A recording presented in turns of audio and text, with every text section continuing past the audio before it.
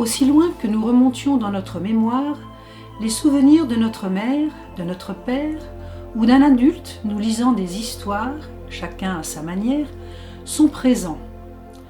Le rapport à la lecture à haute voix est intime.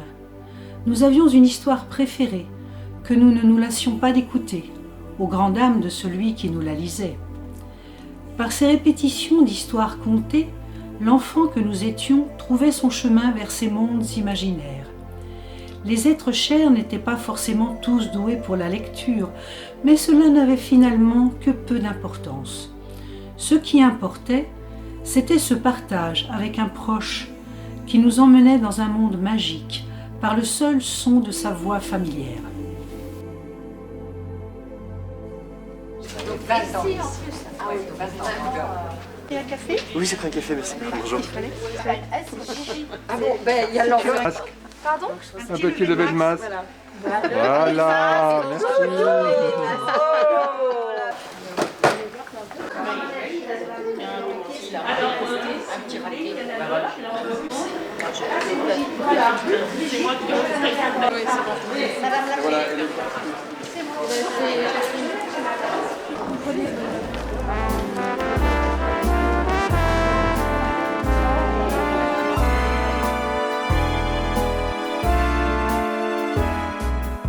Je suis ravie d'être ici avec vous dans ce lieu magnifique.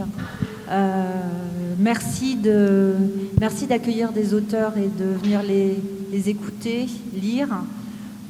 Merci de nous lire, parce que sans vous, un livre n'existe pas. Hein. Donc c'est tout le travail que font les lecteurs sur un livre qui permet au livre d'être vivant.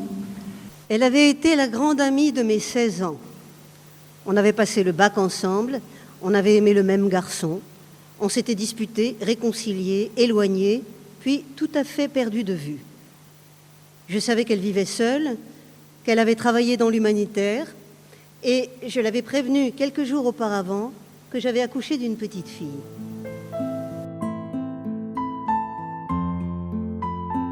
C'est ce que je disais tout à l'heure, c'est pas mon titre, ça devait s'appeler La Traversée, c'était mon premier roman, j'étais chez Gallimard, j'étais prise chez Gallimard, alors bon, j'osais pas trop dire, et il m'avait dit tout est parfait, ça nous plaît beaucoup et tout, sauf le titre, il faut le changer, donc ils m'ont proposé Le Cœur cousu, et moi même s'il me plaisait pas beaucoup, j'ai fini par accepter.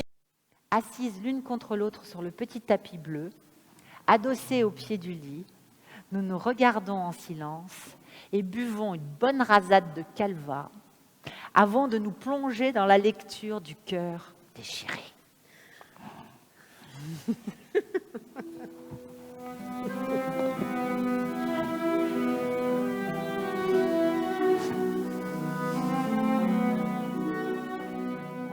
Seule.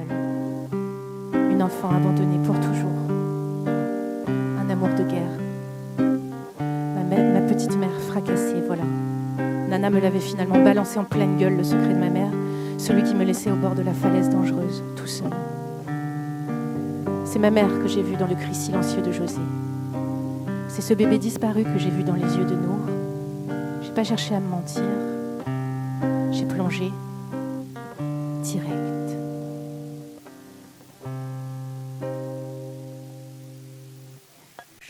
Pense à toi quand je croise un sourire qui éclate. Je pense à toi quand une taille de guêpe fait de l'épate. Je pense à toi quand un nuage descend trop bas. Je pense à toi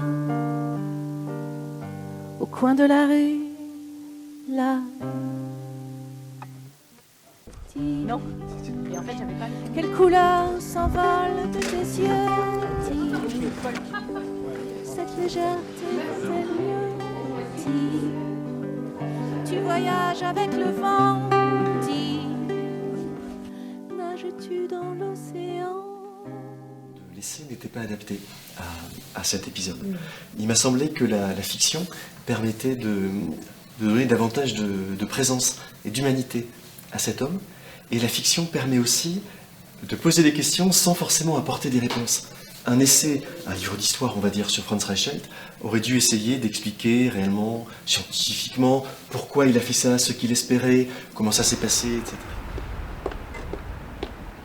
Protégés par l'esprit malicieux de la dame surgie du fond des âges, ensemble, ils espéraient simplement s'aventurer de nouveau, un jour, bientôt, sur de semblables chemins d'incommensurable volupté.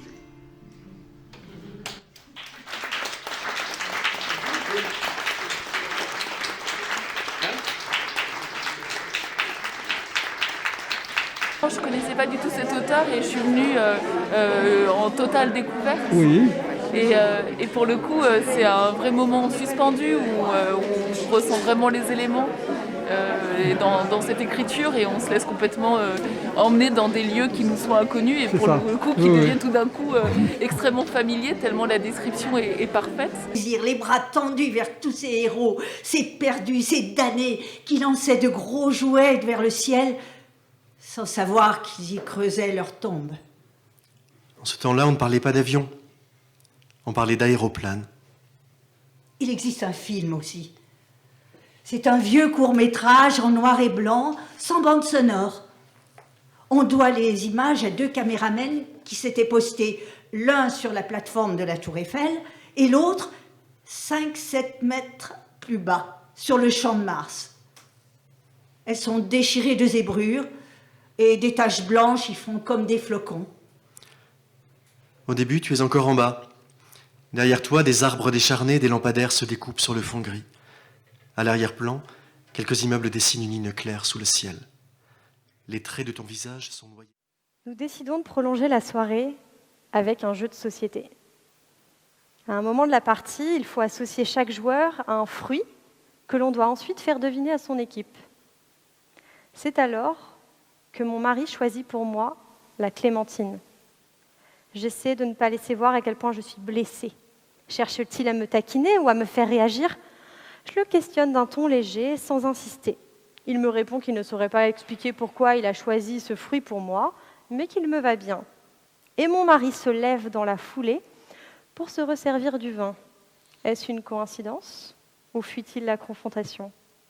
Je connais mon mari. Je connais la finesse de son regard. Je connais sa perspicacité et la justesse de ses associations d'idées. Je connais la facilité avec laquelle il arrive à croquer une personne en 1 ou 2 formules. Je dois me rendre à l'évidence. L'homme avec qui je suis mariée depuis plus de 10 ans pense que je suis une clémentine.